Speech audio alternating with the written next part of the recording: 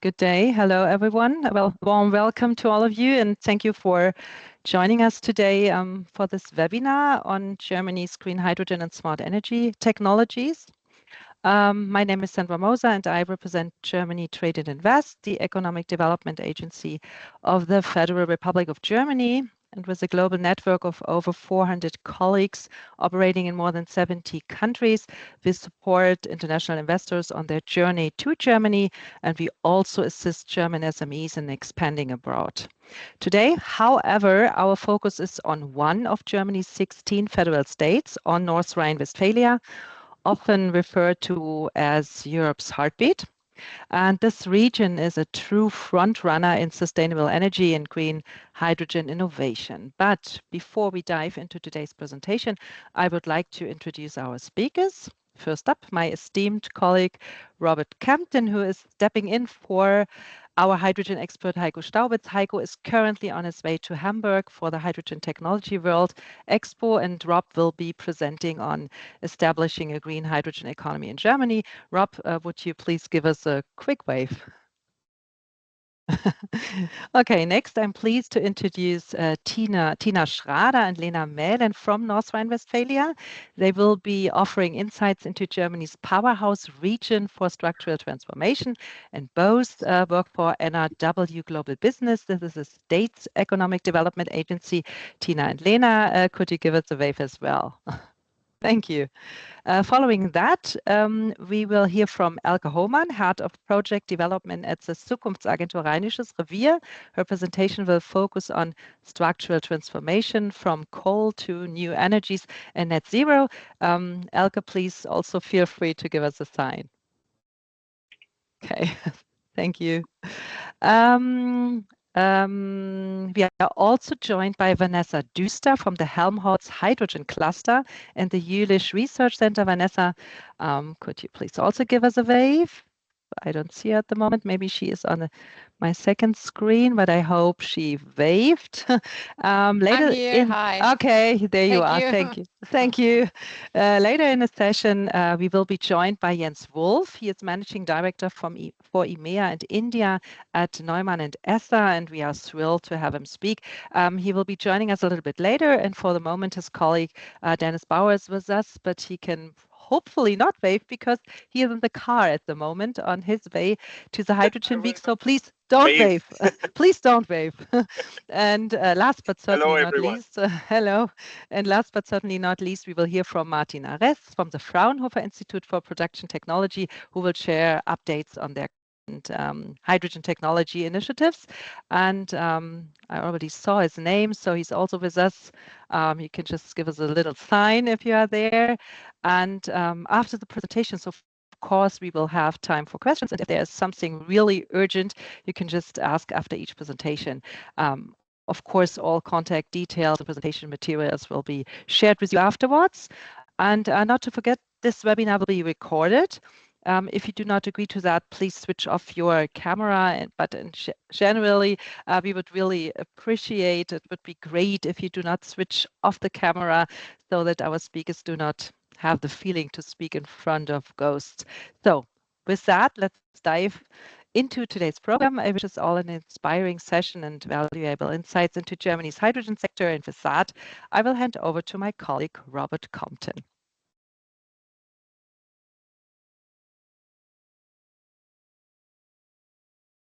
Hello, everyone, and hello from me too. Thank you for joining today's webinar. I'm assuming my slides are on the screen.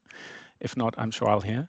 My name is Rob Compton. I work on the Energy Building and Environmental Technologies team here at Germany Trade and Invest. I'm stepping in today for my colleagues from the Hydrogen Project Group, who unfortunately can't be here. That includes Raphael Goldstein, who's head of the Hydrogen Project Group for our chemicals team, and Heiko Staubitz, who represents the energy team within the group. Just a few words on GTAI and who we are. before we dive in, we're Germany's Federal Economic Development Agency. We're fully owned by the Federal Ministry for Economic Affairs and Energy, and it's our core mission to attract international investors and international investment to Germany. And we do that by engaging with global companies, showcasing opportunities here and providing comprehensive support to those who choose to invest. Our services include market intelligence and expert advisory, site selection and site visits, tax and legal information, support with funding programs and financing, as well as ongoing assistance with project implementation, especially for companies that look to establish production facilities here. And importantly, all of our services are free of charge as we're a government agency. Beyond investment promotion, GTAI also supports export promotion, general location marketing, and internationalization support for German companies. So wherever you're located, Germany Trade and Invest is nearby, in your time zone, in your language, at one of our 70 offices worldwide. But before we dive into the details, let me give you a quick overview of my presentation today. We'll start by looking at the broader picture of decarbonisation in the EU and Germany, where we stand today, what's driving the change, and the key challenges that are ahead. Next, we'll focus on hydrogen, its current status, recent developments, and its critical role in transforming industry and mobility. Then we'll explore the emerging market for carbon capture, utilization and storage, CCU, CCS, and how CO2 is increasingly being seen not just as a waste product, but as a valuable resource. And finally, we'll look at Germany's net zero valleys, the regions that are leading the way in deploying these technologies and creating prime locations for clean industrial investment. So let's get started. I'll start by looking at where Germany stands today in terms of climate action. Since 1990, Germany has successfully reduced its greenhouse gas emissions by 47%, which is a significant achievement. Much of this progress has come from the energy sector, however, where the expansion of renewables has played a central role. Not all sectors have moved at that same pace. Agriculture, for example, has seen only very modest reductions. Meanwhile, industry and transport have made notable progress, but they still face challenges, especially when it comes to the so-called hard-to-abate emissions. And that's where new solutions are urgently needed. Decarbonisation remains a core priority for Germany. The government has set ambitious climate targets, and industrial transformation is high on the national agenda. But here's the key point. Electrification alone won't get us there. As highlighted in the recent Independent Energy Transition Monitoring Report, which is commissioned by the Ministry for Economic Affairs and Energy, we need more molecules in Germany, particularly hydrogen and carbon capture, utilization and storage, to achieve decarbonization in sectors like industry and transport. These technologies are not just complementary, they're an essential part of the program. So let's take a closer look at hydrogen's role in industrial transformation. Hydrogen is absolutely essential for decarbonizing key sectors like steel, petrochemicals, chemicals, mobility. And these are industries where electrification alone often isn't enough, especially for processes that require very high temperatures, typically those above 400 degrees. In many cases, these processes need to be redesigned from the ground up, and hydrogen offers, in many cases, a viable path forward. According to the 2025 Ariadne scenario report, the total investment needed to make Germany's industrial sector climate neutral by 2045 is estimated at between 1.95 and 2.35 trillion euros. Now, out of that, around 180 billion will be required specifically for transforming production processes, improving energy efficiency, building CO2 infrastructure, and supplying climate neutral heat. The largest single investment item of all of that is the fuel switch, transitioning to green electricity and hydrogen as a primary energy source. Now, as many of you know, hydrogen comes in different colors, which refer to how it's produced. Green hydrogen is made via electrolysis using renewable energy. Blue and turquoise hydrogen are produced from natural gas, but with carbon capture and storage. And our focus here is firmly on the green hydrogen. One of our goals is to use electrolyzers, not just for hydrogen production, but also for grid stabilization, turning surplus renewable energy into affordable hydrogen. And this is the energy that would otherwise perhaps go unused. To give you an idea of the potential, in 2021, curtailed renewable energy reached 10,800 gigawatt hours. And in 2023, it was another significant 5,818 gigawatt hours that was curtailed. And this surplus can help lower hydrogen production costs, making it more competitive. In the chemical sector, products like methanol, aromatics, olefins, and ammonia will require process redesign, often using CO, so carbon monoxide, or carbon dioxide as a feedstock. And that's where things get really interesting, because CO2 is increasingly becoming a valuable raw material for hydrogen-based products. By capturing and utilizing CO2, we can produce climate-neutral chemicals and fuels, effectively building a bridge to CCUS and the circular carbon economy. So hydrogen isn't just a fuel or a vector, it's a platform technology for industrial decarbonization. So let's now take a look at the scale of hydrogen demand in Germany and what the national strategy envisions. In 2020, Germany's hydrogen demand stood at around 55 terawatt hours, but that is set to grow significantly, with projections estimating demand will reach between 90 and 110 terawatt hours by 2030. To meet this rising demand, the strategy outlines a plan to install 10 gigawatts of electrolyzer capacity in Germany, and that would enable domestic production over the year of around 28 terawatt hours of hydrogen. But even with that capacity in place, Germany will still need to import up to 82 terawatt hours of hydrogen each year to close the gap. So what we're talking about here is a massive scale up, not just in production, but also in infrastructure, international partnerships, and market development. Hydrogen is no longer a niche topic. It's becoming a strategic energy carrier that's central to Germany's industrial transformation and climate goals. So to meet that growing hydrogen demand in Germany, infrastructure investment becomes absolutely essential, especially when it comes to import capacity and pipeline networks. So let's start with the imports. Germany is planning LNG terminals that are H2 ready, meaning that they can be adapted for hydrogen use in the future. In addition, ammonia crackers will be needed to convert imported ammonia back into hydrogen, a step in enabling global hydrogen trade. Now, looking at domestic transport infrastructure, the centerpiece in Germany is the hydrogen core network, which you can see on the map here. The network is now anchored in law, and it's a major step forward in building a national hydrogen backbone. So here are some facts about that network. It's going to span more than 9,000 kilometers.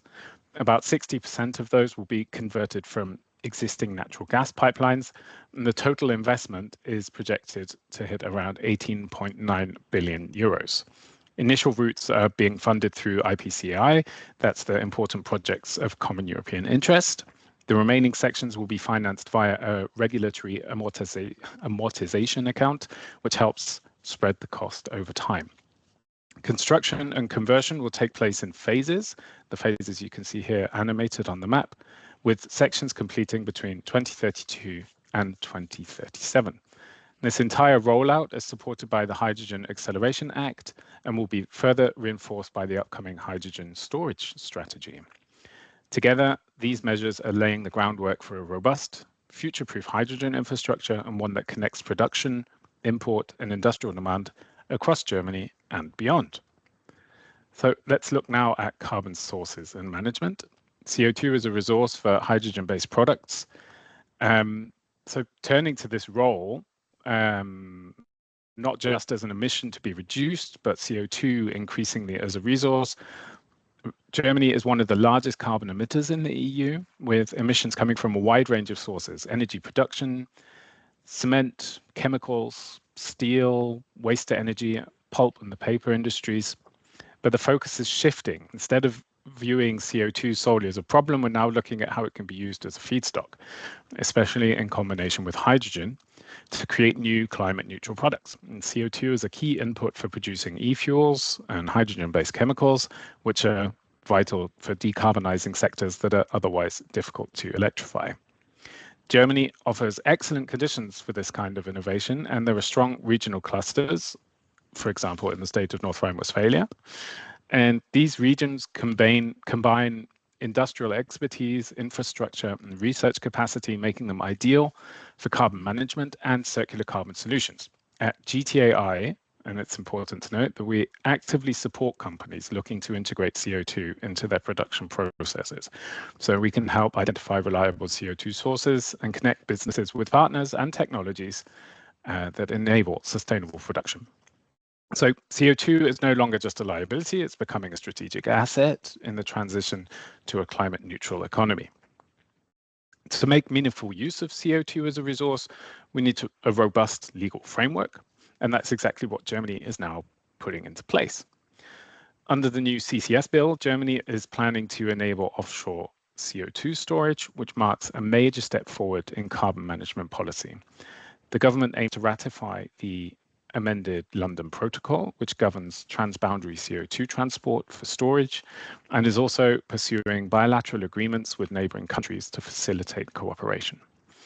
Now, in terms of storage locations, offshore sites are being considered in Germany's North Sea and Baltic Sea exclusive economic zones. For onshore storage, each regional state will have an option to opt in, giving regional flexibility. And the CCS bill also supports the development of CO2 transport infrastructure, which is critical for connecting industrial emitters with storage or utilization sites. And this legislative effort is already moving forward. A cabinet decision was made in August 2025, and the first parliamentary debates took place in both the Bundestag and the Bundesrat in September 2025.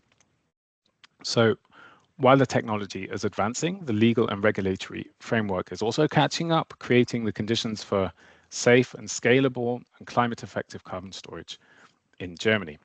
So let's take a quick look on future locations for decarbonisation technologies. Germany's net zero valleys are rapidly becoming focal points for clean industrial transformation. Regions like the Rheinisches Revier are leading the way, offering a compelling mix of advantages for companies investing in climate neutral technologies. These areas are set to benefit from fast-track permitting, advanced infrastructure, and strong technology clusters, making them ideal for scaling up clean industry. Businesses locating here gain access to synergies with top-tier firms and research institutions, along with attractive funding and investment incentives that accelerate innovation and deployment. And you'll hear more about these fantastic partners and what they offer in the presentations after me. While hydrogen remains a cornerstone technology, these valleys also support carbon capture and utilization, as well as carbon capture and storage, essential tools for decarbonizing heavy industry. And together, these regions will not just be industrial zones, they are strategic platforms for achieving Germany's climate goals and strengthening its industrial competitiveness. So just before I close, I'd like to acknowledge the colleagues behind today's content. That's Raphael Goldstein, who leads hydrogen initiatives on our chemicals team, Heiko Staubitz, who represents hydrogen topics on the energy team, and Nicola Berahami, who focuses on CCU and CCS within the energy team. And together they bring really deep expertise and are actively supporting companies exploring clean technologies and investment opportunities in Germany. And if you'd like more information from GTAI, and you'd like to explore further, I invite you to visit our dedicated pages for hydrogen-related insights and opportunities and for Germany's net zero valleys and clean industry. You can find detailed information, project updates, and ways to get in touch with our experts there. So thank you again from my side for joining us today. And the team here at GTAI looks forward to supporting your journey towards climate neutral investment.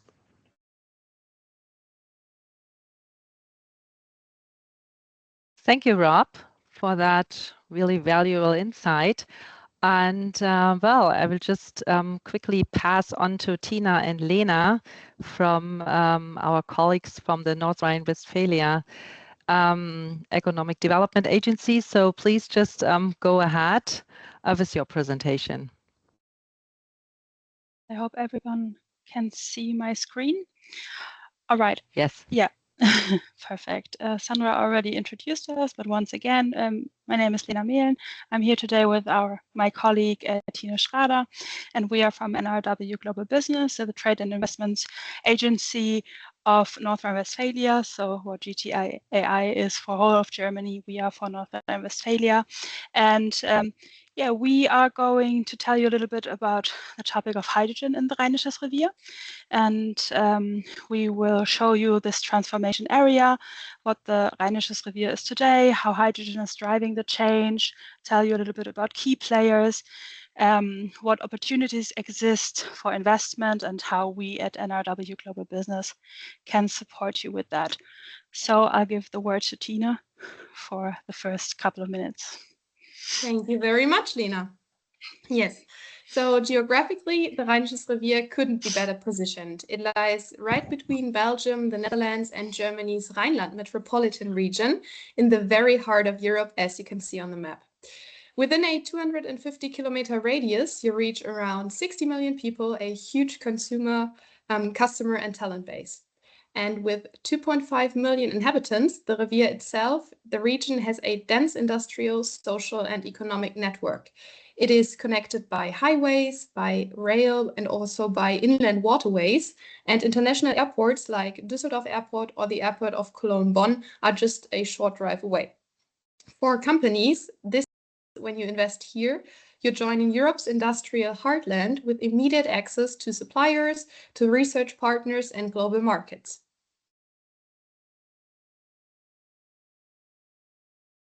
Now, what makes the Rheinisches Revier truly fascinating is its transformation journey. For decades, this was Europe's largest lignite mining area, it still is, a landscape shaped by energy production and heavy industry. Today, the same region is turning into Europe's first climate-neutral industrial region, and that is a big shift.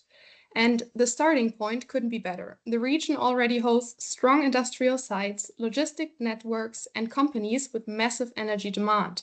So this transition isn't about starting from zero, it is about using existing strength to build the foundation of a sustainable energy economy.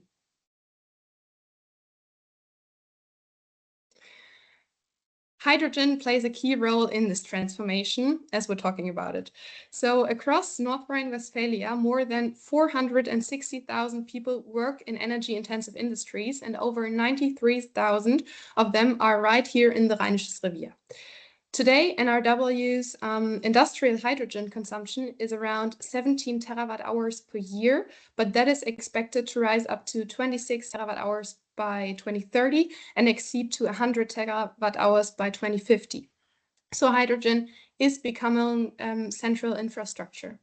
And in the Rheinisches Revier, industrial clusters, research facilities, and infrastructure providers are already preparing to integrate hydrogen into production processes, into logistics and energy systems. So the region is on its way to evolving from an energy consumer to an energy and hydrogen hub, securing supply, driving innovation, and creating, of course, new business opportunities. When you look at the Rheinisches Revier and you take a look at this map, one thing stands out. Along the Rhine corridor, you find a concentration of energy-intensive industries that is hard to match anywhere within Europe. Chemical parks and players like Currenta, Covestro, Bayer, Evonik, and Shell form the backbone of the regional economy. Then there are industrial and technology players such as Siemens Mobility, RWE Power, alongside major logistics and consumer brands like Amazon, Zalando, and Procter & Gamble, for example. Together, these companies create enormous hydrogen demand potential from process heat and chemical feedstocks to mobility and logistics. And because they are already connected through the Rhine transport and pipeline network, hydrogen can be integrated directly into existing industrial supply chains. And that combination of strong industry, infrastructure, and immediate demand makes the Rheinisches Revier a perfect place for scaling up hydrogen production and use. Sorry, Lena. Now you can switch. Thank you. And yeah, the exciting part is this is not a distant vision. It is already happening. So the Rheinisches Revier is connected to Germany's longest hydrogen pipeline network, roughly 240 kilometers today, with plans to double by 2030. Across the region, companies and projects over the entire hydrogen value chain from production and storage to all the way to application. And a comprehensive study on the Revier's hydrogen ecosystem shows that nearly all major hydrogen technologies are already represented. So you'll find electrolyzers, compressors, storage systems, and also mobility applications already. To name just two examples, at Shell's energy and chemical parks Rhineland, the Refine project runs one of Europe's largest electrolyzers. And meanwhile, Hydrogenious LOHC is developing pilot plants in Dormagen to advance hydrogen transport using liquid organic carriers. So it is going strong. All right. We've already heard a little bit about what kind of companies are already settled in the Rheinisches Revier, but of course we also have a lot of innovative and high-performance companies along the hydrogen value chain. One example, representatives of Neumann and Esser are also in the call today, so I'm not going to touch on that. They can definitely tell what they are doing better than I can, but other examples are NPROXX, who are the world leading supplier of composite pressure vessels for mobile and stationary high pressure storage in the hydrogen sector, or FEV Group, who are development service provider in, for example, the field of sustainable mobility. Next to companies, the Rheinisches Revier is also known for its research. On top of that is one of Germany's very known excellence university, the RWTH Aachen, which has its own Center for Sustainable Hydrogen System and plays a key role in the research field in the Rheinisches Revier. We also have the FH Aachen. They are more application oriented in their research, and they have another campus in Jülich, which researches into H2 storages. And last but definitely not least, there is the FZ Jülich, the Forschungszentrum Jülich, which is an internationally renowned research institution. And one of their projects, the HCH2, is also present today with Vanessa Düster, who will tell you more about that later on. So there is a strong cluster and project infrastructure in the Revier already. Tina already touched on the Shell project, which is a 100 megawatt PEM electrolyzer, but there are also other electrolyzers like the High DN in Jülich or the H2HS in Heinsberg. And these projects are framed by two clusters, the Hydrogen Hub in Aachen and the Hydrogen Wasserstoff Hub in Kreis Neuss, Rheinland in Neuss. So definitely a great infrastructure already, and you'd be in good company if you decide to settle in the Rheinisches Revier. We are very lucky in the Rheinisches Revier when it comes to sites. We have around about 4,000 hectares of land, free spaces for companies to come and settle. Of course, not all of them are available today. Ones will take a little bit longer after the coal mining is phasing out after 2030, but there are definitely a lot. And yeah, if you are interested in those sites, those are just two examples there. We have our website and there is the so-called Invest Map, where you can have a look at all the sites that are available by 2027, I think, and you can find the QR code later on at the end of our presentation, so you can have a look at that. Tina already mentioned ideal conditions, but to sum it up again, for example, the HCH2 that we will learn more about later is one of the biggest funded projects in our region with 860 million euros. There are 240 kilometers of planned hydrogen pipelines, and those are set to be doubled by 2030. We already heard that NRW as a whole, not only the Rheinisches Revier, are using 17 terawatt hours of hydrogen now, but should be around 100 terawatt hours by 2050. So we definitely need a lot of good companies that come and settle and help with fulfilling those goals. So want to shape the future of the Revier together. What are we at NRW Global Business doing? We are doing the global marketing campaign for the Rheinisches Revier on LinkedIn, for example. We also do acquisition, may it be direct contacts, webinars like today, or also in person. And of course, trade fairs. You can meet us basically everywhere, I suppose. And of course, we are supporting you if you decide that you want to settle in Germany. We will support you with the site selection, with how to found a company in Germany and whatever there may be when it comes to the settlement. And yeah, we are happy to help and support you there. So in the end, I can just invite you to be part of it. As I promised, there is a QR code for our Rheinisches Revier website if you want to have a look at the invest map, and also the QR code for our LinkedIn channel.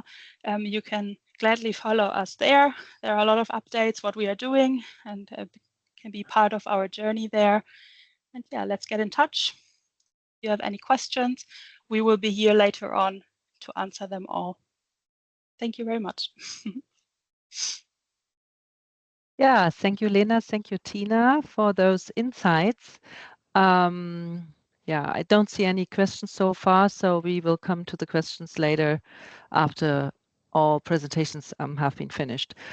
So next in the row, next in line will be Elke Hohmann from the Zukunftsagentur Rheinisches Revier. We can translate it like future agency. And as my colleague Rob told us before, she will give you also more insights into the new net zero valleys. But she will start with the transformation from coal to new energies, and I just hand it over to her. Thank you.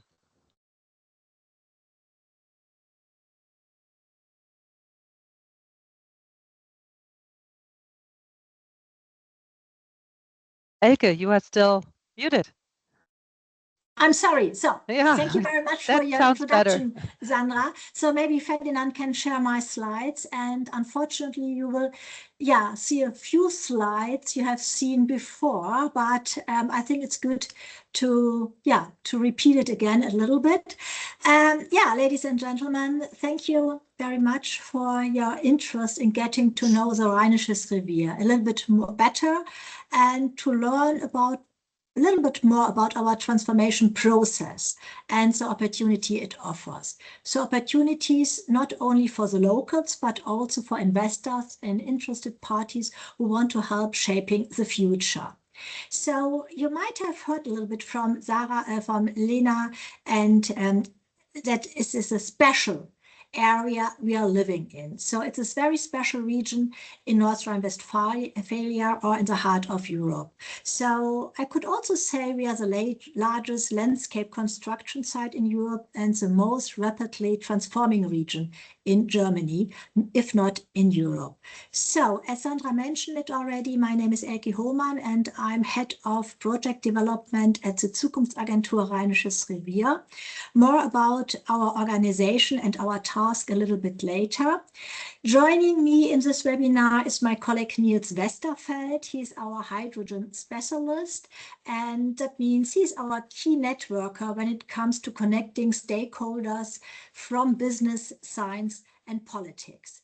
So a quick view on my small agenda. It's very brief. Next slide, please.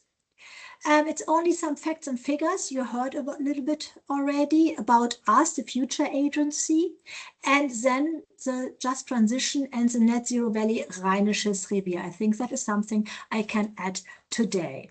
So to help you better understand our region and its new unique features and opportunities, I would like to show you some pictures from our region, because you know we have a digital webinar and you can't see everything with your own eyes. And maybe Ferdinand, you can slip over the next 3 slides so that our guests get a little impression where we are coming from and where we are going to.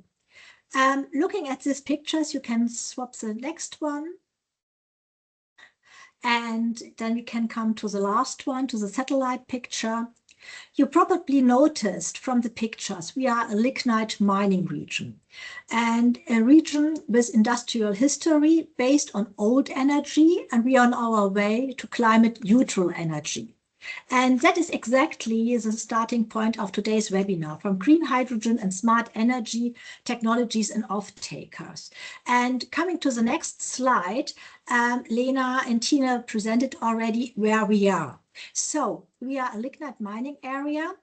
And if we're talking about this, we have to refer to 4 regions in Germany. We have 3 regions in Eastern Germany and our region, the Rhinish mining area, what we call only Rheinisches Revier. We are in the western part of Germany.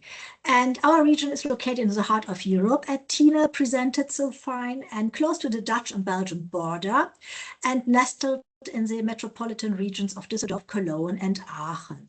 You heard already that we are around about 5,000 square meters tall and that we have 2.5 million inhabitants. We can swap over to the next one and we can speed it up a little bit. And my colleagues told you already about our very good infrastructure, but just a few on the next slides.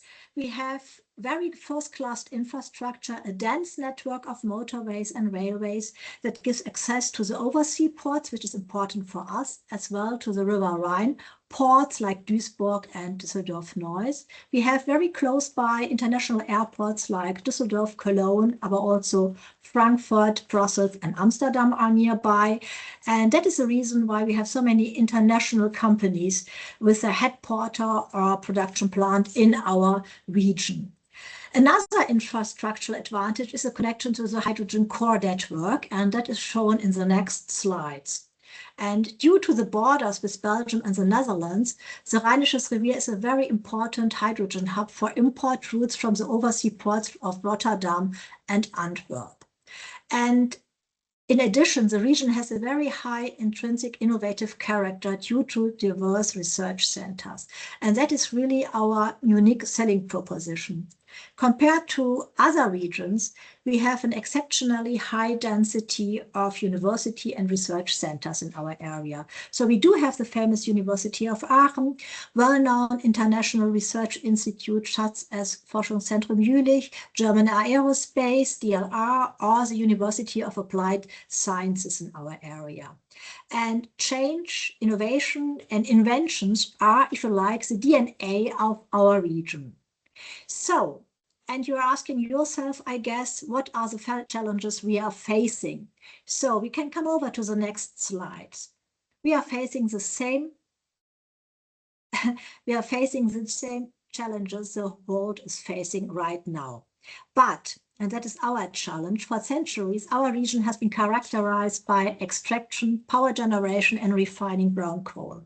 And this should not obscure the fact that the economic structure is as diverse as the region is itself. So beside international companies, Tina pointed out already, the Rheinisches Revier is home of many small and medium-sized companies from a variety of industries. So we are very strong of chemical, paper and textile, mechanical engineering. But we are also strong in agriculture, food, animal food, beverage industry, and I'm sure you noticed this already, these are all energy-intensive industry. And therefore, the main challenge is, pointed out in the next slide, the main business of generation of electricity from coal, at least 2030. So this is the date of the coal phase out we are facing. And therefore, we are looking into alternatives, into renewables, and also into hydrogen. So coming to the next, you have seen this slide in a very similar presentation. The most important to us is a transition to ensure workplace and also energy supply in our region. Therefore, we are looking for some corporations worldwide. And therefore, we are also investing in projects that will cover the energy needs of the future, renewable and also hydrogen. And concerning the transition process, we do have a common goal. promoting a socially just and climate-neutral transition from the economy and energy production by 2030. And to achieve this, we need a roadmap and process coordinated for the region. And that is exactly what we are doing. So we can come to the next slides. We are coming to the Zukunftsagentur Rheinisches Revier. And as Sandra mentioned already, the name of the company reads out Future Agency. So this is a symbolic name, but also our main task. And the main task of our company is to support and accompany our region heading into a good, secure, and sustainable future. And what is also important to know, we are a non-profit company. Our headquarters is in Jülich, in the heart of the Rheinisches Revier, and we are located in a business park that is called Rheinisches Park. You might have heard about this already. And at present, the Zukunftsagentur Rheinisches Revier, we are around 50 employees. So, and this structural transformation is a very complex process, and we can come to the next slides. And this is our economical and structural program, because you can't manage such a process hands-free. And this program is a guideline of the structural transition and change in our region. And it lines out the key strategic statements and fields of activities which has been identified. And in the next slides, I just mentioned the 4 main lines. Ferdinand? And the most important one, of course, is energy and industry. And this describes how we want to convert the energy supply from the coal into the renewable energies. And coming to the next slide, I swap it over a little bit. We are also guided by various committees. And I have brought 3 examples that underline how interconnected the region is working towards climate neutrality. And you will hear a little bit about the HCH2 project, which is a research institute, and it's dealing with hydrogen economy. You will hear about the commercial side Rheinisches Park, which is a business park for climate and neutral energies and startups. And we have many companies in our region, around about 100 small and medium-sized companies along the whole value chain of hydrogen.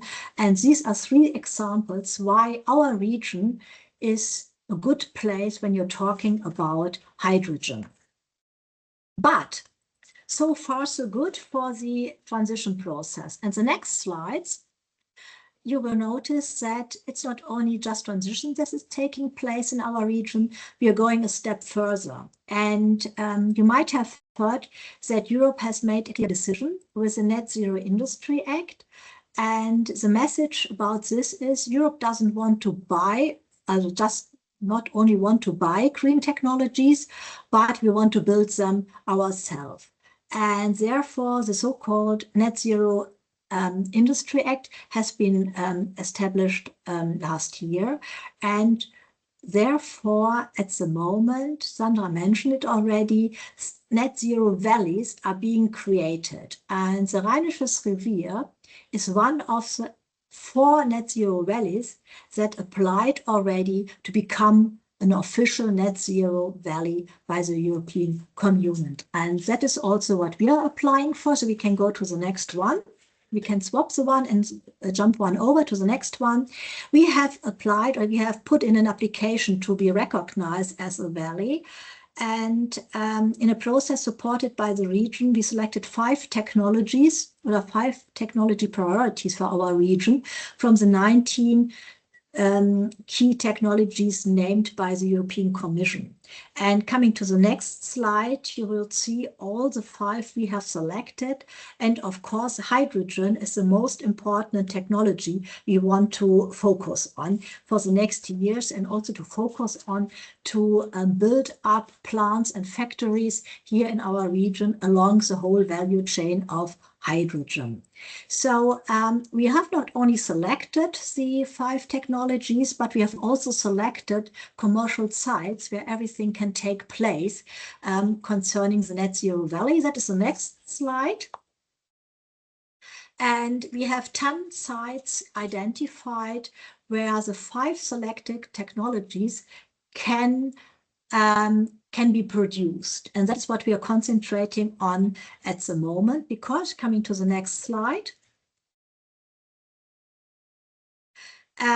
it is for the Rheinisches Revier, it is very important to concentrate or to focus in this net zero valley for new jobs, also to expand the production, but also to expand the research and infrastructure for climate neutral technologies. And what is for sure, we are looking for strong partnerships between business, science, and the municipalities here in our region. And you're very welcome to join us shaping the future in the Rheinisches Revier. And yeah, I'm happy to answer your questions now or later on. Thank you very much. Thank you, Elke. Well, if there is nothing for the moment, then we just go on to Vanessa Düster. She is representing the Helmholtz Hydrogen Cluster and the Jülich Research Center. And I do not know, Elke and Vanessa, are you both neighbors? Is Yes. the Jülich Research Center is also located in the Energy Park. So yeah, just Vanessa, go on with your presentation. Okay, hello everybody, and thank you for the possibility to present the Helmholtz cluster here today. So actually, it's not the whole research center in Jülich, so the Forschungszentrum Jülich, which is located at the Energy Park, but it's only one institute and the Helmholtz cluster. So it's a little bit complicated, but yeah, maybe I can give you some insights to better understand. My name is Vanessa Düster, and I'm a scientific network communication officer at the Helmholtz cluster. And first of all, I would like to present to you the project. So the Helmholtz cluster, the whole name is Helmholtz Cluster Hydrogen for a Sustainable and Infrastructure Compatible Hydrogen Economy. So it's rather long, but there are many very important words inside. A little bit about the development history. Why are we existing and where are we coming from? So the Helmholtz cluster, short HCH2, is a very big structural change project. And there was in the year 2020, there was the special measurement, the special measure of the federal government and the state of North Rhine Westphalia.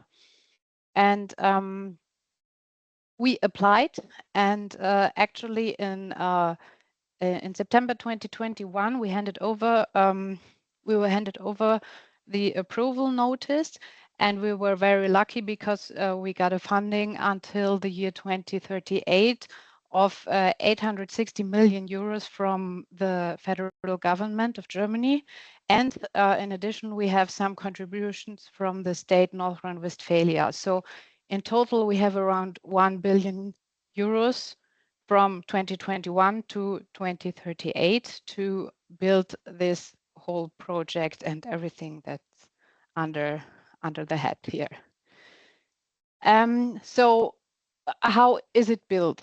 In the very center, in the core of this structural change project, we have the so-called H2 Innovation Center. And this is a research institute at the Forschungszentrum Jülich.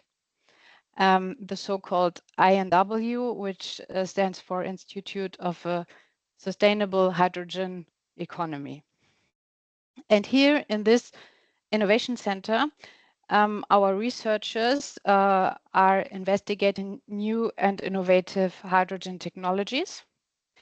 And then we would like to go out and go into cooperations with core partners, like, for example, the RWTH Aachen University. We already heard of it before. And the FH Aachen, and of course the Energy Park Jülich, because this is the place where we are located, and all the companies that are settled there. And in the very outer area, we have the so-called H2 demonstration region. So we would like to go into demonstration with the new founded hydrogen technologies directly in the Rhenish mining area, together with partners from industry, academia, and municipalities. But let's get a step back. We already heard a bit about hydrogen, but why hydrogen? I think in the very first talk, we already heard that we are expecting a very high demand in the upcoming years for energy. And this is resulting in 3 points. So we will have a local imbalance regarding capacities and requests. We have a timely mismatch of production and demand. And we will have local electricity production, which is not sufficient to supply all sectors.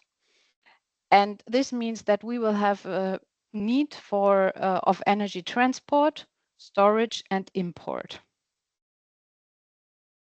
And here is the point where we see hydrogen as an alternative. We do not say that hydrogen is the very best solution for everything on the world, but we say that hydrogen is a very good alternative and a very important alternative for to get out of the fossil energy. So on this picture, you can see just the way it goes from production of hydrogen to direct use or transport and storage. And we say that we need to use electricity and hydrogen simultaneously. So from our perspective, hydrogen makes sense in 5 scenarios, which are the transport over long distances, long storage times, high energy densities, high temperatures, or situations where chemical reactions are needed.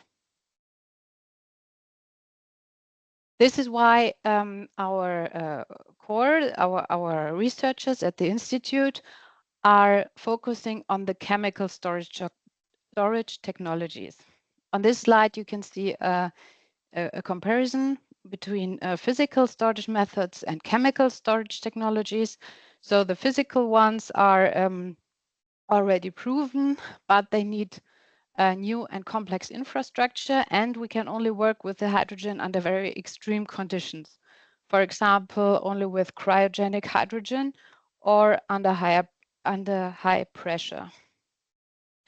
In chemical storage technologies, we see a very high potential because we can use it under normal conditions, normal temperature, normal air pressure, and we can use existing fuel infrastructure, for example. Then let's come to the demonstration projects, which I already mentioned. So when we investigated these new hydrogen technologies, we would like to go into projects together with, for example, companies in the Rhenish mining area and demonstrate them. This is again a map of the Rhenish mining area.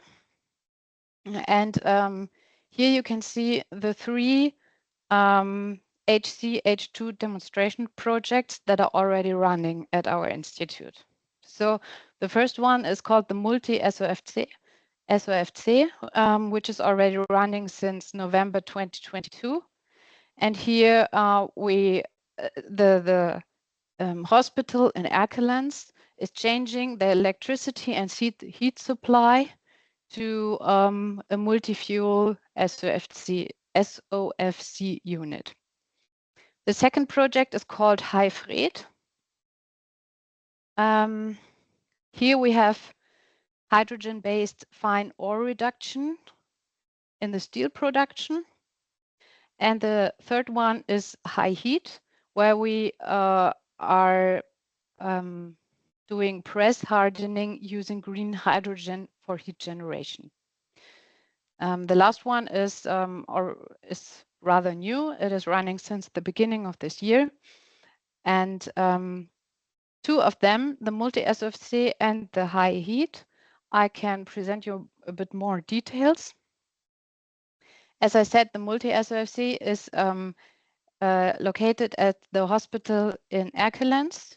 And a hospital is a critical infrastructure, so it is a very important building, and we would like to demonstrate that also there this change is possible. Here we would like to combine two innovative hydrogen technologies, and the goal is a higher energy efficiency and a lower carbon dioxide emission.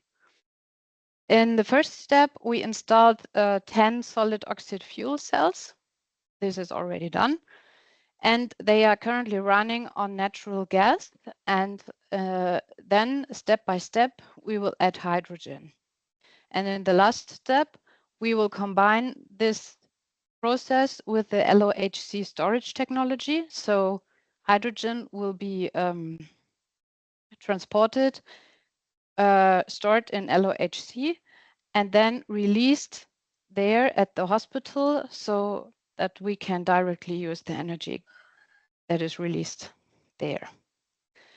The next project is the high heat. There we are very happy because around 2 weeks ago, we published the press release for this project. And now I can tell a little bit more about it. That is very good. All in all, the goal of this project is the low emission heat treatment of pressed hardenable steel blanks. So, for example, when you are producing a car and the outer surface of the car, there is it's a steel, and this has to be pressed into the final shape, and therefore very high temperature processes are needed. And we would like to change this high temperature processes to be running with hydrogen. Last but not least, I would like to present you our network, because to get in contact with all these companies and to bring together researchers and companies and other players in the Rhenish mining area to get to these goals, we need a network. We have to stay in contact. So the HCH2 has its own network, and this is discussing, bundling, and communicating ideas and concerns. So we have 3 different event series on a regular basis, and very important for you maybe also is that we have a database. So you can become a member of our network, and with your entry into the database, we can link and connect people with different expertise to join forces for the sustainable hydrogen future, of course. And there you have the possibility to receive invitations to tenders, offers, requests for cooperations, and so on. Furthermore, we have a newsletter, we have our website, and we have an account on LinkedIn. And yeah, here I noted the links to and the QR code. So when you will get the slides, you can get more information there. And I'm very happy if you have time to visit us. Thank you so much. Yeah. Thank you, Vanessa, for the insights into the research work of your institution. And I would just like to ask whether Mr. Wolf is already in here. Yes, good afternoon. I'm there. Good afternoon. There you are. So, well, the next one is the Neumann and Esser Group. The Neumann and Esser Group is a really global leader in hydrogen compression technology and is playing a pivotal role in the energy transition circular economy. And I have been there twice. And it was really, I was really impressed by the large area. I mean, it's more than an area, it's a campus full with all the technical and future technologies, but we will for sure hear that in your presentation. Mr. Wolf, I'm handing over to you. Yeah, thank you so much, Ms. Moser. Really nice to make it just in time. I had to jump in from a delegation visit preparation to the Gulf region. Yeah, that's how it is. I will share the presentation then from my side. I think it's the easiest way, correct? Yes, if you like that, of course. If it's more easy for you, of course you can do that. We'll do that. We'll do that. Very good. So let's hope it's working out. It's always a bit of a gamble, we know that, but I think it is working now, right? Yes. So once more, warm welcome also from my side. Jens Wolf from Neumann Esser. I'm the CEO responsible for the EMEA and India region in the Neumann Esser universe, to put it like that. And we directly start with the name of the game. That's what we are doing. We are offering integrated solutions along the H2 value chain. But to be honest, I don't want to bore you so much with the company advertising slots. Let's just go into basically projects which have been already done and which will basically serve also as cornerstones and go-to locations to see, it has been done, it is working, and we can basically get inspiration from that. But a little bit of advertising is part of the game, so let's go in that now. Neumann Esser, typical German Mittelstand, yeah, the small and medium enterprise, almost 200 years old, so we are exactly as old as Belgium. And jokingly, we say that we look much better still than Belgium does, but don't tell it to the Belgians. Because we're located very close to Belgium. Started basically with the first industrial revolution, which also was an energy transition. And then we followed all the different energy transitions from coal to liquid fuels. And now we are going full circle back to renewables. Now that's basically our core products. The core division is called nowadays GCS, gas generation and compressor solutions. So we are either making gases with electrolyzers or other technology, and we are compressing it. Of course, with the corresponding aftermarket services, and we also have grinding and classifying technology for energy transition. We work on battery materials, both for the anode and the cathode side in the midstream. And here you can see our owners, Stephanie and Alexander Peters, both of them also very active in the hydrogen world. As from the German National Hydrogen Council, Alexander Peters is in the Deutscher Wasserstoffverband and Stephanie Peters in the Hydrogen Council. So that's what we are doing. And you see, we have a global presence. We always want to be close to the customer. So I think looking also at the participant list, we are not so far away from anybody in there. So that's quite nice to see with our global setup. Of course, because our products are nothing without the corresponding aftermarket services. That's very clear. That's roughly it in the facts and figures. So roughly 500 million is the turnover. Nowadays, this year, we employed 100 people more from the beginning of the year. And we have sold more than 100 megawatt of PEM electrolyzers, and we have more than 2,000 hydrogen compressors running among other machines. So why are we doing this? I think it's quite clear. I don't have to convince you that hydrogen will play an important role, but just to remind everybody, hydrogen and renewable energy, if we could use electricity directly, of course, we should always do that. Yeah, don't convert for the sake of conversion. But unfortunately, there is a big asynchronous gap between demand and production profiles. When sun is there, a lot of PV is generated, but you don't necessarily have the offtake. At night, the data center, the ammonia plant still has to run. So at night, there is no PV. Yeah, so these are the short version of it. So clearly, when you can use it directly, do it. But to stabilize the grid, to be able to transport energy over big distances, the molecules are important, and the molecules can be either here directly hydrogen in pipelines, liquefied, also stored in caverns for boosting. But of course, don't forget about also the derivatives, taking CO2 from the atmosphere, from flue gas, taking nitrogen and making the needful products out of that, from green ammonia, green methanol, sustainable aviation fuel, and so on and so on. So that's once more it in a nutshell. That's where we see our activities. And of course, we want to go down. I will skip this slide. It's too busy. You can later on, you will get these shared. One thing is clear. Hydrogen, of course, per se, is not clean from the CO2 perspective. Only when it's green, blue, or turquoise hydrogen, we can call it very clean. White hydrogen is currently the white elephant in the industry. Everybody is claiming it, but nobody really knows yet how to employ this in the value chain. We ourselves have decided to basically, from the electrolyzer side, to go for PEM technology, because the alkaline technology is mostly very large scale plants, which are too big for a small and medium enterprise in German one.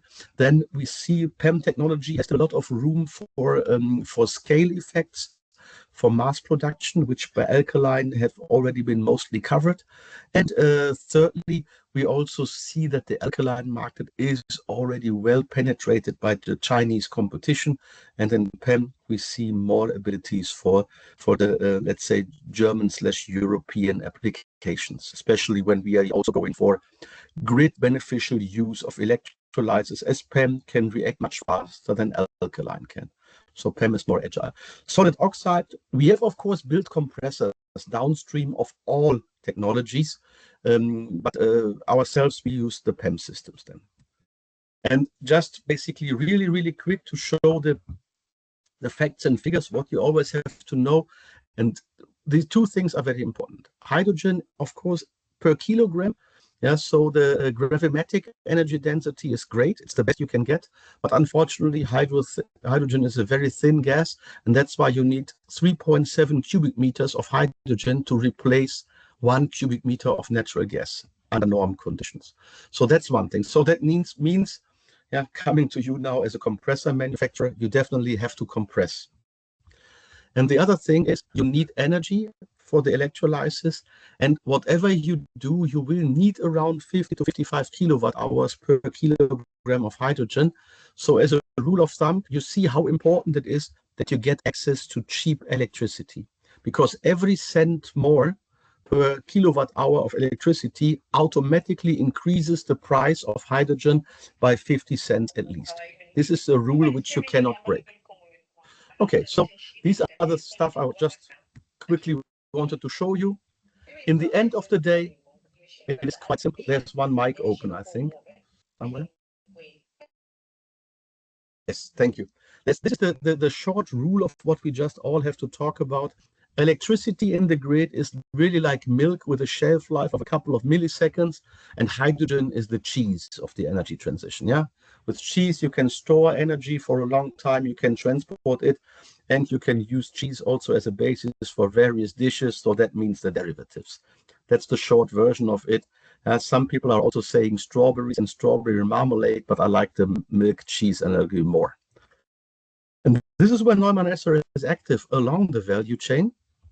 So basically almost from alpha to omega, and you see how much compression is needed along the value chain. This is very, very, very clear and obvious. And just to show some typical examples, this is an order we are currently executing for the Netherlands for a big salt cavern, for a salt cavern storage. And you see how much of hydrogen we are pushing there underground, which is then connected to the backbone system for large-scale energy storage. Or here we see projects which are coming up, and here you see exactly the task what we have to fulfill. Again, here we have the volatile electrons, but here we have a data center. But I can tell you this data center could also be an ammonia plant, because in the end of the day, the challenge is always to keep the end user stably supplied with energy. And for a data center, it's quite simple. You just need electricity. So whenever possible, you supply it directly and take the surplus power you have. You build a buffer storage of hydrogen, which you then can re-electrify. Because most of the big data centers, and the big data centers are getting bigger and bigger. Now we see inquiries for 100, 200, 400 megawatt and even bigger data centers from Bitcoin mining over artificial intelligence applications and all the other stuff which is coming in. And of course, they all sooner or later also need a CO2 neutral footprint. So these are ways to do that. But you could also imagine if here would be a green ammonia plant, they are also not grid connected. Yeah, so when we are, for example, in Namibia, we harvest the electrons from wind and sun, and then we make hydrogen out of it and put the hydrogen in the buffer storage with a send-out compressor and ensure that the ammonia reactor is running constantly. So that's what we have here, the flow. And to see basically that we are not only PowerPoint heroes, but they have really built the stuff. Here you see an application. This is in Germany where we are installing it. And currently we are executing a lot of projects. And yeah, we are now building a fuel station for hydrogen with a 2 megawatt electrolyzer. But currently we see it in not only in Germany and Europe, but almost everywhere, that industrial applications are getting more traction than transport application, because with industrial applications, the two main requisites for a successful hydrogen project are more easily met. And these requisites are, without telling you a big surprise, it's access to cheap electricity to make hydrogen cheaply, and the availability of a continuous offtaker. If you don't, I mean, it's like in every business model in the world. If you cannot produce cheaply, don't do it. If you don't have an offtaker, don't do it. That's the simple rules we have to adhere to. And this is what we see here. Basically, we have the projects under execution. This year, the 10 megawatt is really for mobility. Then the 20 megawatt is for the steelworks in Poland. This 55 megawatt, just to pick some examples, it is for a sustainable aviation fuel project in Romania, where they are taking animal fat and make with green hydrogen, crack the animal fat and make sustainable aviation fuel out of it. So that's what we are seeing here. And then, of course, we go through the compressors. Just only a few words about the compressors. Piston compressors, with their adaptability and their reliability, are best suited for hydrogen. The thinner the gas, the more problems turbo machinery gets. And especially here, we are talking again about volatile production. The good thing is piston compressors especially are very well suited for capacity control, and they can directly follow a volatile pattern. Diaphragm compressors are basically the specialized cousins of piston compressors, where you have a diaphragm here, which then can go to very high pressures. We use them, for example, for trailer filling and fuel stations. These hydraulic-driven piston compressors, we use them for fuel station applications. Talking about fuel stations and trailer filling, we also have developed, for example, our own software. So if you have a business case and you tell me, for example, I have 30 buses and 20 trucks and I want to refill them in a day and I have access to electricity, then we can directly make for you a calculation from which electrolyzer size do you need, what compressor do you need, what storage vessels do you need, and how deep do you have to pre-cool your hydrogen to meet your refilling times. So that's how it looks in the real life. This was the plan. It's near Forschungszentrum Jülich in the Brainergy Park in Jülich/Düren, so quite close to Neumann Esser headquarters. And this is what it looks like in the plan. And I hope now we see the reality here. So this was a photo taken last Friday. Here you see the trailer filling base. The compressors have just been installed in the building. Here you can see a little bit of that. And the electrolyzers are over here. So this is all you see here basically was planned, designed, and also then built by Neumann Esser or by subcontractors, because we are not a civil engineering company. We subcontracted that. This is the same in Heinsberg, also near our headquarters. We are building this fuel station now. It will go live in November this year. And one thing is also very important. We are firm believers of IoT. So when we have two German words, Industrie 4.0, Industry 4.0, that is basically the connection via data of all the industrial applications. We believe this is really the necessary precondition for a successfully mastered energy transition. And in Germany, we often call the way to net zero Industry 5.0. 5.0 is then the carbon neutral one, and they both belong together. So we equip all our equipment, if the customer wants it, with these data transmitters and monitoring systems to do predictive maintenance, but also to steer a system. Yeah? For example, if you have surplus power in the electric grid, then you take out electricity out of the grid, make use of, in Germany, it's called paragraph 13K of the renewable energy law, which is called use it instead of lose it, in a very, very loose tradition, to put it like that. Now, when there's a surplus of energy in the electric grid, then you might even get money for it to take the energy out. Yeah, so these are also use cases you do, or you are also directly in contact with a truck fleet. You know where the drivers are going, how full their tanks are. You know about the health status of the fuel station, and then you can plan your traffic accordingly to have a zero frustration scenario. Not only zero carbon, but also zero frustration for the users. So that was a quick tour de force through what Neumann Esser is doing. I hope it was not too fast. Otherwise, I'm of course always open to questions, and hopefully I can also answer them. Thank you.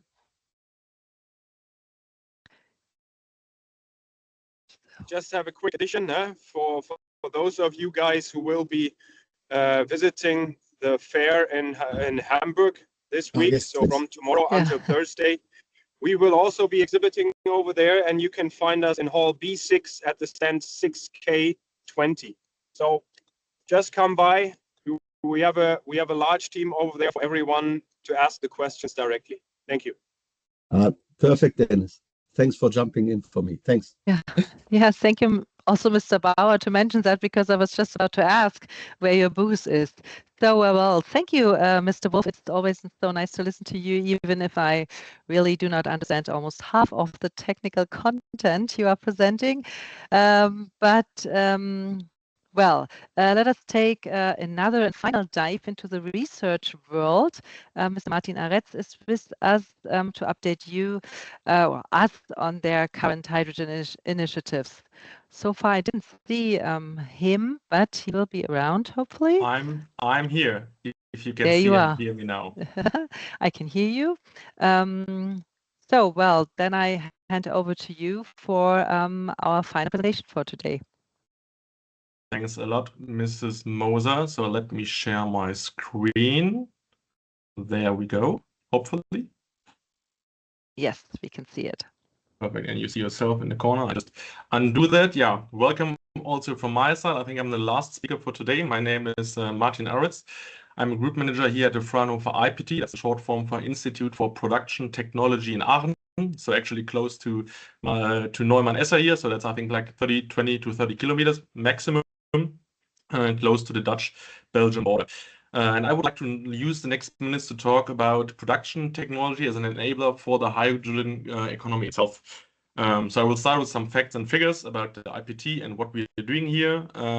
Go a little bit deeper into kind of the stack technology for fuel cells and electrolyzers, what we do there and on ongoing projects. And also then have a little deep dive into metallic bipolar plate forming as an enabler for the hydrogen economy. Good. So the IPT itself is part of so that's the boring stuff for the beginning, part of the Fraunhofer Society, who does not know that. And so we're about 29 to 30,000 people here in Germany, with about 75 institutes that change sometimes a little, with different kind of research-focused topics. The IPT itself, as I said, located in Aachen, has about 9,000 square meters of shop floor down there, where we have a lot of kind of production technology in-house, from forming, laser cutting, laser-based processes, plastic processes, so a wide variety, not just in the hydrogen business, and we can kind of fulfill different kind of tasks here in-house. That's a nice thing, with about 500 people, and we are connected close to so we are located here in Aachen, so we work closely together with the RWTH Aachen University as well, which is one of the biggest university or technical university, I would say, with 45,000 students, more or less, in Germany for mechanical, industrial, and electrical engineering.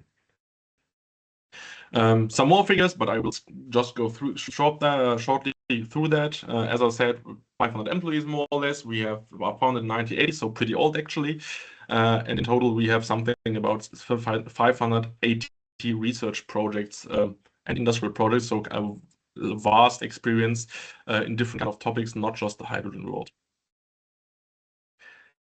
that brings me directly a little bit deeper into fuel cells and electrolyzers. So as you may know, so on the one hand side, you need somehow the hydrogen, which can come from electrolyzer, and then used in fuel cells, for instance, in trucks and cars. And we start kind of one step before that and say, okay, what to, for instance, decrease the cost and bring that into scale into the market. We have to work, of course, on the market conditions, on the politics. It's the one hand side. I don't want to talk about that, but also to see, okay, how can we produce those systems efficiently and kind of cheap. So as Jens Wolf said before me, it just is worth thinking about that if it's payable actually. And here we're looking into the stacks of fuel cells and electrolyzers. Why is that? On the one hand side, you have the BOP, of course, which you have once or twice or three times for a system. But if you look or zoom in fuel cells and electrolyzers, the single parts you have stacked up to 200, 300 or 400 times each. So meaning if you can just save 5% or I don't know, like €2, €5, €10 a piece, and then multiply that by this number, you get a huge scaling effect. And we do that here. So we're working on the production technologies for bipolar plates, membrane electrode assemblies or CCMs and gaskets for fuel cells and electrolyzer, and that for the whole on the whole process chain. So mainly zooming in, if you look from the left-hand side, what's basically the process chain for producing the bipolar plates for the fuel cell? It's the deforming of the flow field. It's the joining of two half plates together so that you have a cooling channel in between them. You have a coating operation, you have a cutting and separation operation, and you have a gasket application in the end. And then you have the next kind of part is the membrane electrode assembly, or for short MEA, where you have the coating process, you have a sub-gasket assembly, and a separation, and then you have those two parts stacked together for your fuel cell stack. For the electrolyzer, it looks a little bit different. We're talking here about the PEM, the proton exchange membrane as well. The membrane is more or less production-wise the same. So we have different kind of inks in there and noble metals in there, but the general process is more or less the same or can be the same. In the bipolar plate world, the plates are of course bigger. You just don't have two half plates, so you get rid of this. You can get rid of this welding operation itself, and instead of GDL or gas diffusion layer, you can use there, for instance, expanded metal meshes as a porous transport layer in that system, and that's what we're looking also into instead of used sintered. So whoever of you is deeper in the technology, instead of used sintered, way expensive PTLs, we're looking in sheet metal-based expanded metal meshes, which are really fast to produce and kind of way cheaper than the status quo for now. We do that here as Fraunhofer IPT as a research institute. So on the one hand side, we're doing industrial projects. On the other hand side, we're doing research-based projects here in North Rhine Westphalia. And we do that in kinds of machine and tool manufacturing itself. So we're looking in the machines itself to produce our components. We're looking into the optimization of the single products. As I said, for instance, the bipolar plates or the fuel cell, the expanded metal layers. But we also go into system testing to actually prove that what we have built is actually working and the functions are there for the single components. If I now zoom in a little bit into our project landscape. So we're just looking here on the right-hand side. So we started actually some years ago with looking into batteries as well, but we shifted that out to the Forschungsfabrik Batteriezelle in Münster, which is built up right now with the kind of the Fraunhofer IPT as a founding partner here. And two of our biggest projects, H2Giga and H2Go, where we exactly looking at what you've seen before in the development of the single or the production of the single components on the electrolyzer side. That's H2Giga ending this year, and also H2Go, where we're looking into the optimization of the single process steps for bipolar plates, membranes, and PTLs. Also, for the fuel cells and the electrolyzer, as I said. With the focus here on the Rhine territory, what's right now kind of in the proposal still phase, but looking good for the granting. So we call it Brennstoffzellenfertigung NRW or Fuel Cell Manufacturing North Rhine Westphalia, with the big consortium of the RWTH Aachen, us, Forschungszentrum Jülich as well, and local KMUs here, or small and medium enterprises from this region, where we try to provide the industry a platform for building up and testing their parts and components. Meaning so far, if you are a small manufacturer of a single product, I have one process in-house, this kind of environment or partnership should be able in the aftermath to provide you a platform to have an industrial test environment for your single process within the fuel cell world. As I said, I zoom a little bit into the bipolar plate manufacturing itself. What you see here is the process chain itself. So we have starting normally there with the sheet metal, which can be normally titanium or stainless steel, depending on if you have the electrolyzer or fuel cell application. We have a forming operation, we have cutting, cleaning in the aftermath, we have a joining of the two half plates if it's a fuel cell bipolar plate. Again, a cleaning, a leakage testing, because that's one of the crucial functions of the bipolar plate itself. You have a coating operation, and finally the gasket application. So far in the nice PowerPoint world. If I zoom in a little bit deeper, so how do we do that? That's one part of our 9,000 square meter we have below our offices. If we have a highly, let's say, scaled version already, or a high scaled status, we go to our servo press system, which is also state-of-the-art in the industry, and where we can go up to 120 strokes, so meaning 2 hertz of bipolar plate manufacturing with different kind of tool concepts and 2,000 kilonewtons in total.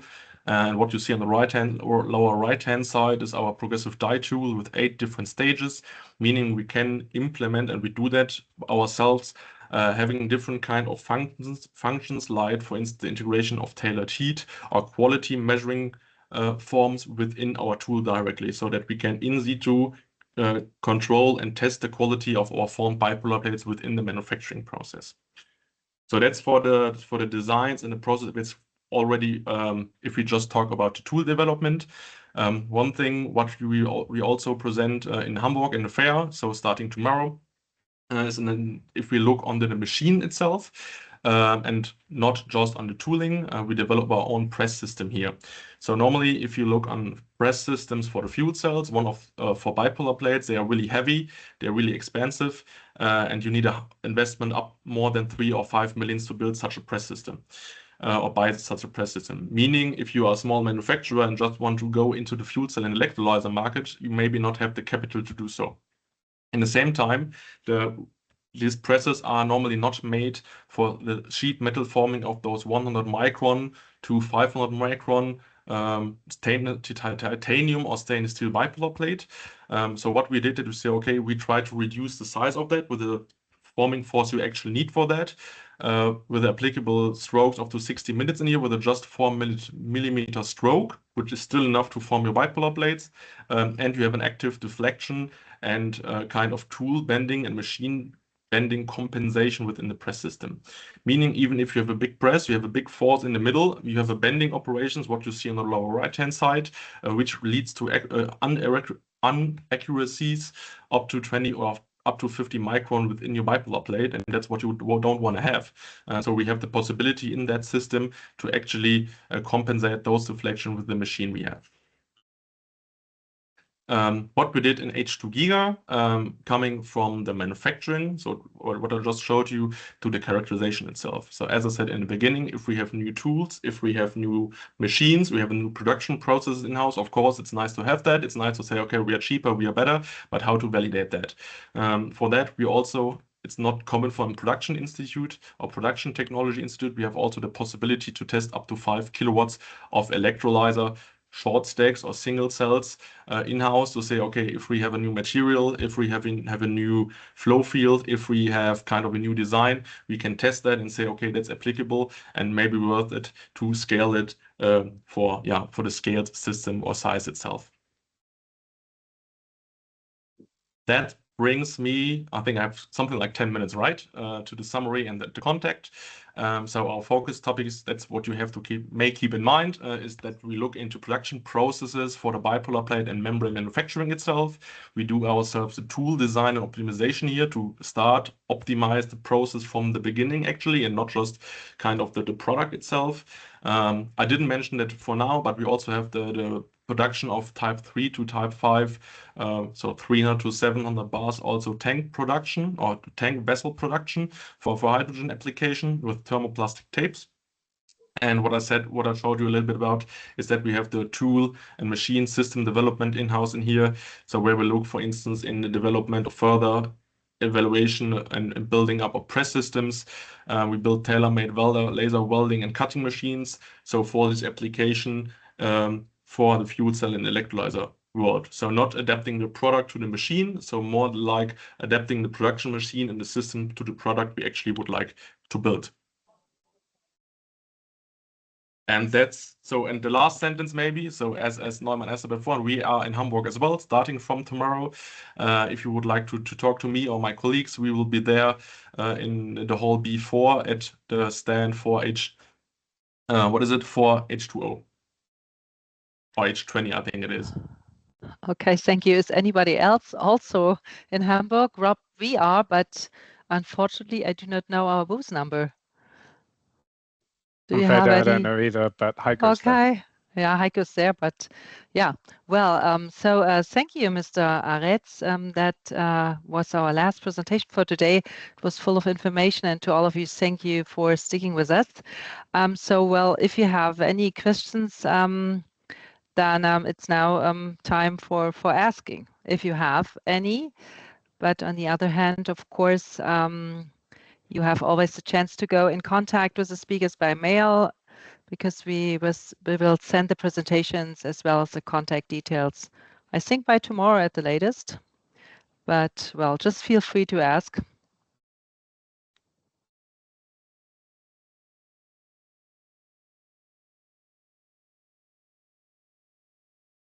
Well, so far nobody. Maybe then I will step in just because you talked about Hamburg. I will be there as well tomorrow and the day after tomorrow. We do not have a stand, but me and my colleague will be there as visitors. So maybe we see each other there.